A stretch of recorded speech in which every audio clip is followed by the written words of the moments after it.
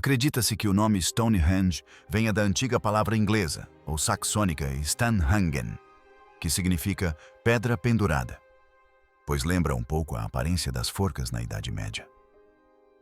Consiste em duas colunas verticais com uma travessa. Durante séculos, Stonehenge foi considerado um dos maiores mistérios do mundo.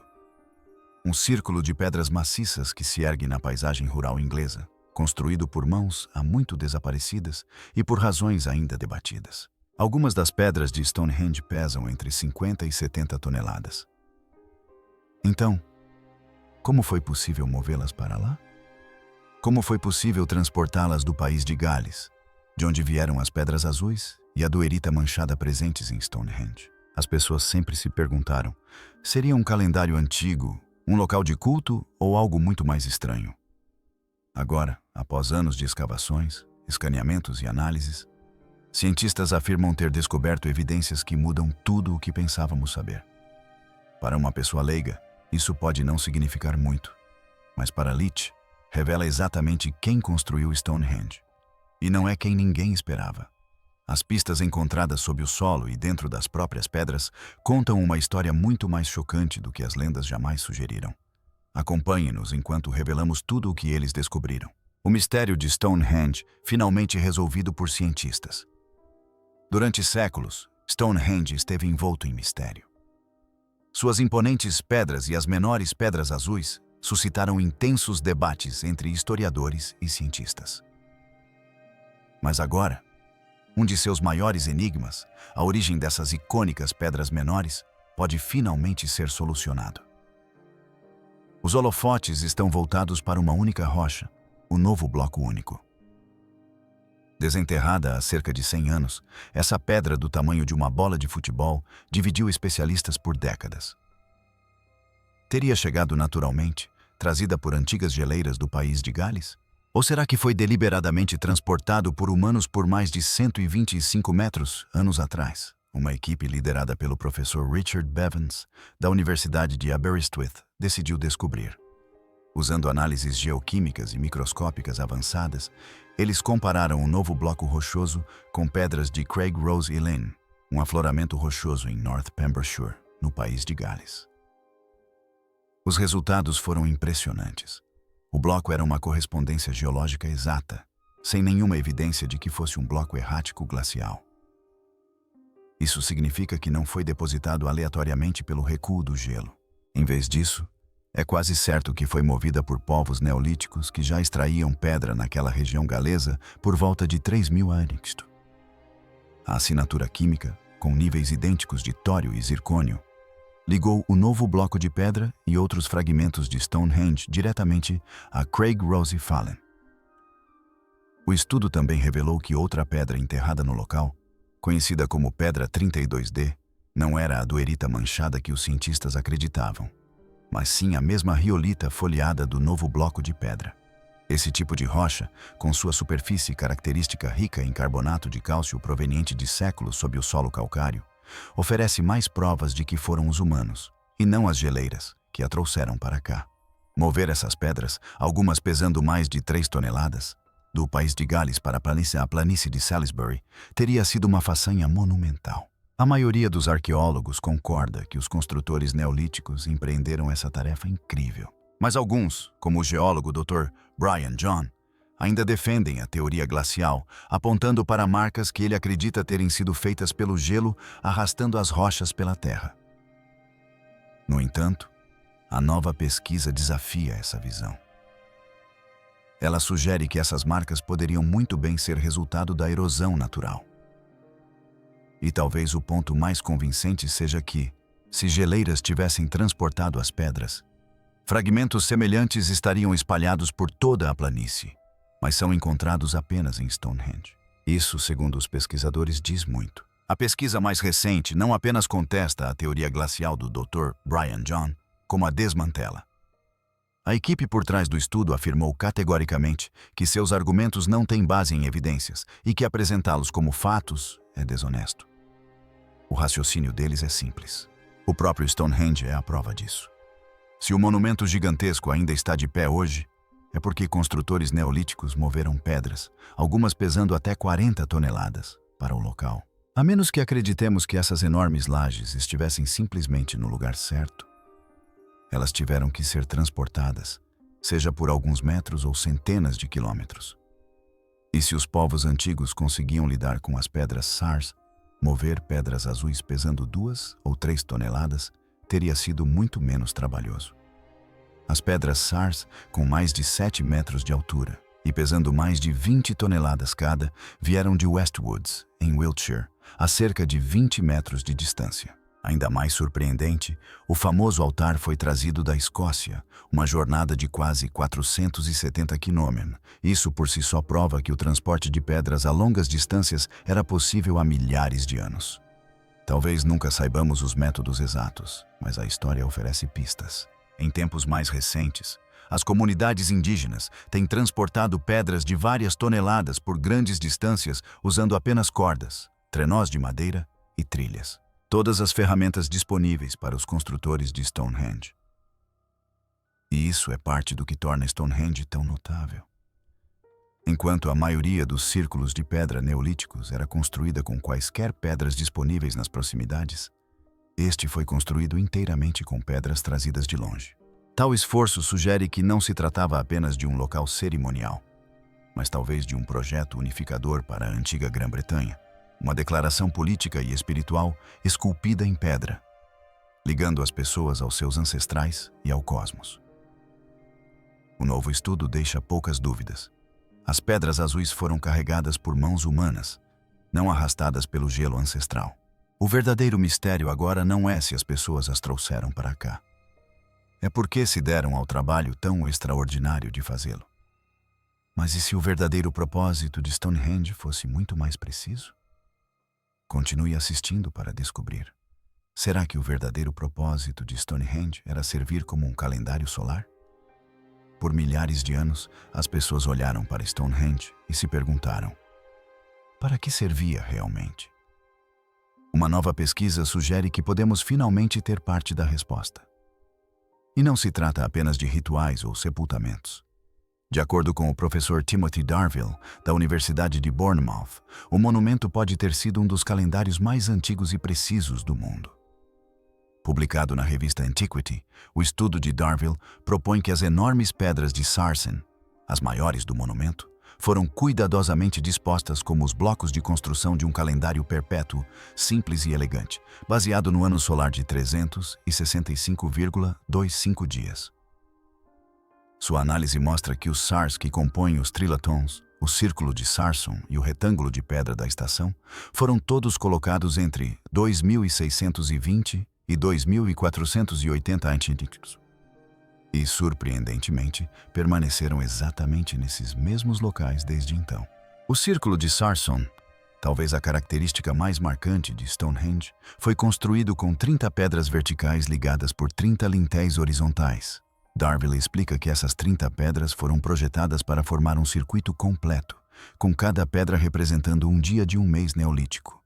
Nesse sistema, um mês tinha 30 dias divididos em 3 semanas de 10 dias. Curiosamente, as pedras S11 e S21 quebram ligeiramente o padrão em sua forma, marcando o início da segunda e terceira semanas. 12 ciclos de 30 dias davam aos antigos cronometristas 360 dias. Mas e os dias restantes de um ano solar? Esses eram representados pelas 5 enormes pedras da ferradura do Trilaton no centro do monumento. Dispostas da menor para a maior, essas pedras correspondiam aos 5 dias finais, provavelmente reservados para festivais especiais ou celebrações religiosas. Ainda mais impressionante, os construtores de Stonehenge podem ter levado em conta os anos bissextos. 4 pedras de sinalização dispostas em um retângulo no perímetro externo permitiam a adição de um dia extra a cada ano. O 4º ano serve para manter o calendário sincronizado com o ciclo solar. Este é um sistema sofisticado de controle do tempo, especialmente para uma sociedade sem registros escritos. Darville observa que, em culturas ágrafas, incorporar um calendário diretamente em um monumento de pedra maciço faz sentido. Teria sido vital para as comunidades agrícolas, orientando-as sobre quando plantar, celebrar festivais de colheita ou homenagear divindades específicas. Isso também tinha peso político. Controlar o calendário significava controlar o próprio ritmo da vida. Além do aspecto prático, Stonehenge ancorava crenças espirituais, garantindo que as cerimônias acontecessem nos dias certos para agradar aos deuses. Sob essa perspectiva, Stonehenge era mais do que apenas um local de encontro. Era uma máquina do tempo em pedra, conectando a terra, o céu e as pessoas, e marcando a passagem das estações com uma precisão que ainda nos impressiona hoje. Mas Stonehenge também pode esconder segredos que você pode realmente ouvir. Os segredos acústicos ocultos de Stonehenge revelados. Stonehenge pode ter sido mais do que um monumento ao Sol e às estações do ano. É possível que também tenha sido construído para moldar o som de maneiras extraordinárias. Um novo estudo de engenheiros acústicos da Universidade de Salford sugere que o círculo de pedras pré-histórico foi projetado para amplificar vozes e música, criando uma paisagem sonora íntima, oculta do mundo exterior. Para desvendar esses segredos, a equipe construiu meticulosamente uma réplica em escala 1/12, que chamaram de Mini-Henge. Usando escaneamentos a laser da Inglaterra histórica, eles recriaram cada curva, altura e vão do monumento original, como ele era por volta de 2500 a.C. Pedras faltantes foram recolocadas em suas posições originais, 157 no total, com base nas evidências arqueológicas mais recentes. As pedras foram impressas em 3D e tratadas para imitar as qualidades acústicas da rocha real, criando a reconstrução mais precisa já tentada. Os testes foram realizados na câmara acústica especializada da universidade, onde alto-falantes e microfones substituíram vozes e tambores neolíticos. Devido ao tamanho reduzido do modelo, todos os sons foram reproduzidos 12 vezes mais altos que o normal, deslocando-os para a faixa ultrassônica. Os resultados foram surpreendentes. Dentro do círculo, as vozes se propagavam com notável clareza. A disposição das pedras amplificou o som em mais de 4 dB sem criar ecos, e bloqueou a maior parte do ruído externo. Conversas ou músicas tocadas no centro podiam ser ouvidas perfeitamente dentro do anel interno, mas quase nada além dele. Você pensaria que o som simplesmente desapareceria no ar, disse o pesquisador Trevor Cox. Mas as pedras o fazem reverberar. É realmente mágico. Este design engenhoso sugere que os rituais e cerimônias realizados em Stonehenge eram destinados a um público seleto. Aqueles que estavam dentro do círculo ficavam, enquanto o restante da comunidade reunida, talvez do lado de fora, apenas observava. O tamanho colossal do monumento pode ter sido construído para impressionar a muitos, mas seu som era reservado a poucos. Quando os pesquisadores testaram seu modelo em miniatura de Stonehenge, experimentaram diferentes arranjos das pedras, refletindo evidências arqueológicas de que o monumento foi reconfigurado diversas vezes ao longo de sua longa história. Surpreendentemente, essas alterações praticamente não fizeram diferença no comportamento do som. Para o ouvido humano, a acústica teria sido a mesma. Essa descoberta sugere que, embora o som tenha desempenhado um papel no projeto de Stonehenge, provavelmente não foi o principal motivo para a disposição das pedras. A maioria dos especialistas ainda concorda que o alinhamento astronômico, acompanhando o Sol, a Lua e as estações do ano, foi o princípio orientador primordial. Mesmo assim, as qualidades musicais do monumento continuam a fascinar. Stonehenge vibra quando o vento sopra forte, afirma o musicólogo Rupert Till, que estudou sua acústica. Alguns acreditam que certas pedras menores foram escolhidas não apenas por sua aparência ou localização, mas também por seu som. Quando percutidas, produzem um tom ressonante, quase como um gongo metálico. Em 2014, o pesquisador de acústica Trevor Cox sugeriu que elas poderiam ter sido usadas como instrumentos de percussão durante cerimônias. Essa ideia não é mera especulação. Em 2013, uma equipe do Royal College of Art conseguiu tocar as chamadas pedras ressonantes de Stonehenge como um xilofone gigante, criando uma espécie de música rock de outro mundo. O estudo, publicado na revista Time and Mind, periódico de arqueologia, consciência e cultura, concluiu que esses efeitos acústicos provavelmente eram ainda mais fortes na antiguidade. antes que muitas das pedras fossem fixadas em concreto armado, uma adição moderna que amorteceu suas vibrações naturais. Se isso for verdade, Stonehenge não era apenas um lugar para observar o céu ou marcar as estações do ano, mas um espaço onde som e pedra se encontravam. Um teatro para a visão e para a música. Mas será que a origem de Stonehenge está ligada a algo mágico? Vamos descobrir. Merlin e as origens mágicas de Stonehenge. Muito antes de os cientistas estudarem suas pedras com lasers e microscópios, Stonehenge já existia no reino das lendas. E nessas histórias antigas, um nome se destacava acima de todos os outros. Merlin, o mago místico da corte do rei Arthur, mestre de feitiços, dragões e das próprias forças da natureza. Segundo a tradição medieval, Stonehenge não foi construído por mãos humanas, mas sim por magia. A história começa no século V, após um massacre brutal de nobres britânicos pelos invasores saxões. O rei Aureliano Ambrósio, tio do futuro rei Arthur, queria homenagear os mortos com um monumento diferente de tudo o que se vira antes. Pedras comuns não serviriam. Ele precisava de algo eterno, algo imbuído de poder. Merlin tinha a resposta. Na Irlanda, disse ele, havia um círculo de pedras gigantes, colocadas ali por antigos gigantes.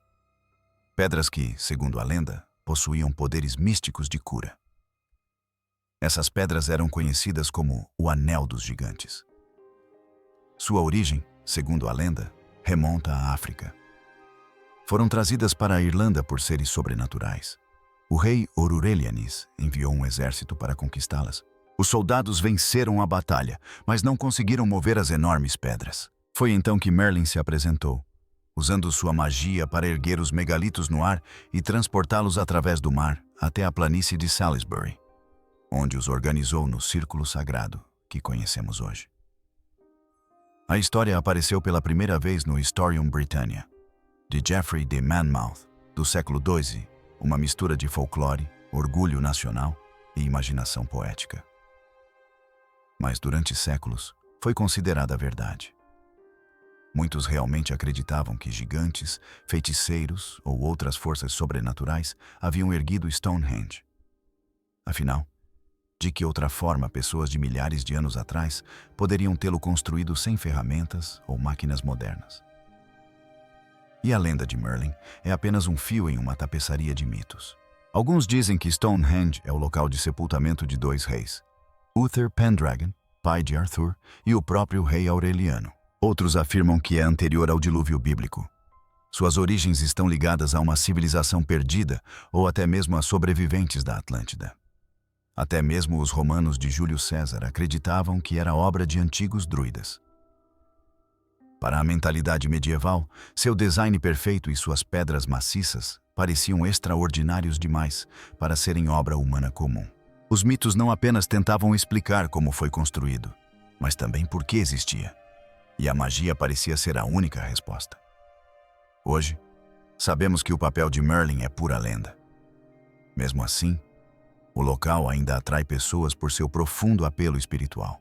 Druidas modernos e grupos pagãos se reuniam durante os solstícios de verão e inverno, honrando os mesmos alinhamentos solares que os antigos construtores outrora marcaram. Acontece que eles estão mais perto da verdade do que imaginam. Não se trata de magia, mas sim de astronomia. O alinhamento da pedra com o nascer do sol no solstício demonstra uma compreensão sofisticada dos céus. No fim das contas, a verdadeira história não é sobre feitiçaria ou gigantes. É sobre gerações de humanos trabalhando ao longo de séculos, criando um monumento que mesclava ritual, mistério e significado cósmico. Contudo, além dos mitos e da magia, reside outra pista cósmica. Vamos descobrir qual é. A conexão secreta de Stonehenge com a Lua.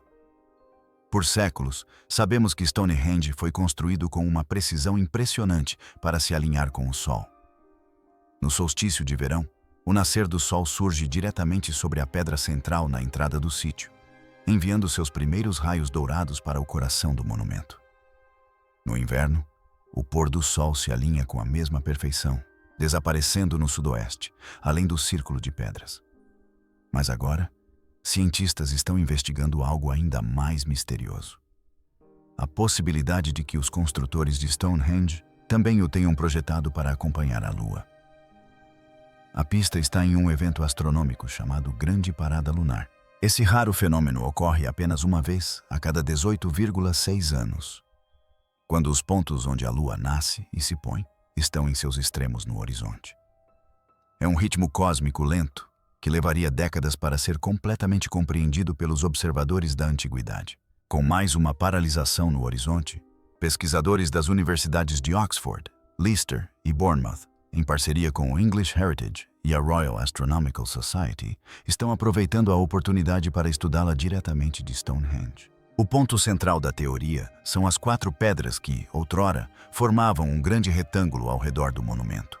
Apenas 2 ainda permanecem de pé, mas alguns arqueólogos acreditam que suas posições marcam os pontos extremos do nascer e do pôr da Lua. Este projeto, com duração de 1 ano, utilizará esse alinhamento raro para registrar medidas, capturar padrões de luz e testar se Stonehenge foi construído para homenagear não apenas o Sol, mas também a Lua. Observar os extremos da Lua é muito mais complicado do que observar o Sol, explicou a doutora Amanda Chadbourne, da Universidade de Oxford. É preciso precisão no tempo, céu limpo e paciência. Queremos ver como era realmente para os construtores vivenciar esses nasceres e pores da Lua dramáticos, e como a luz e as sombras dançavam sobre as pedras. A ligação de Stonehenge com a Lua pode remontar aos seus primórdios, por volta de 3000 a.C., quando servia como o maior cemitério de cremação neolítico da Grã-Bretanha. Muitos dos sepultamentos foram colocados no canto sudeste do monumento, exatamente onde a Lua atinge seu ponto mais meridional durante a fase de estagnação. Mais tarde, por volta de 2500 a.C., as enormes pedras de Sarson e as pedras das estações foram adicionadas, possivelmente consolidando uma tradição que começou milhares de anos antes. Ao longo dos séculos, Stonehenge enfrentou negligência e ataques. Mas como elas sobreviveram? Fique ligado para descobrir. Séculos de vandalismo e ameaças modernas. Stonehenge enfrentou um inimigo surpreendente ao longo dos séculos. As próprias pessoas, muito antes de se tornar um patrimônio protegido. O monumento foi sendo desmantelado aos poucos. Até o século XVII, pedras desapareciam do local, levadas para serem usadas em projetos de construção. No século XIX, os visitantes lascavam pequenos pedaços de rocha com cinzéis para levar para casa como lembranças. Na década de 1970, o festival anual gratuito atraía multidões ao local. Nos primeiros anos, poucos danos foram causados, mas em 1978, as autoridades tiveram que cercar a área. Nas décadas de 1980 e 1990, a situação se agravou. Atos repetidos de vandalismo, incluindo um incidente em 1984 em que as pedras foram pichadas com tinta spray roxa, levaram à construção de barreiras. Zonas de exclusão foram estabelecidas em um raio de quilômetros, e até mesmo centenas de policiais foram mobilizados para proteger as pedras. Por um período, o governo fechou Stonehenge completamente, mas a indignação pública o obrigou a reabri-lo. O vandalismo continuou de maneiras inesperadas. Em 2008, 2 homens usaram um martelo e uma chave de fenda para lascar um pedaço da pedra do calcanhar, não maior que uma moeda de 10 pence. O primeiro incidente registrado em décadas. Em 2020, surgiu uma controvérsia quando o ministro dos Transportes britânico aprovou um plano, há muito debatido, para construir um túnel perto de Stonehenge. Os críticos classificaram a ação como vandalismo patrocinado pelo Estado, com o historiador Tom Holland descrevendo-a como uma destruição inacreditável da paisagem. O tribunal acabou por permitir que o projeto prosseguisse. Mesmo assim, o monumento foi alvo de protestos. Em 19 de junho de 2024, ativistas climáticos do grupo Just Stop Oil pulverizaram 3 das pedras eretas com tinta de amido de milho laranja.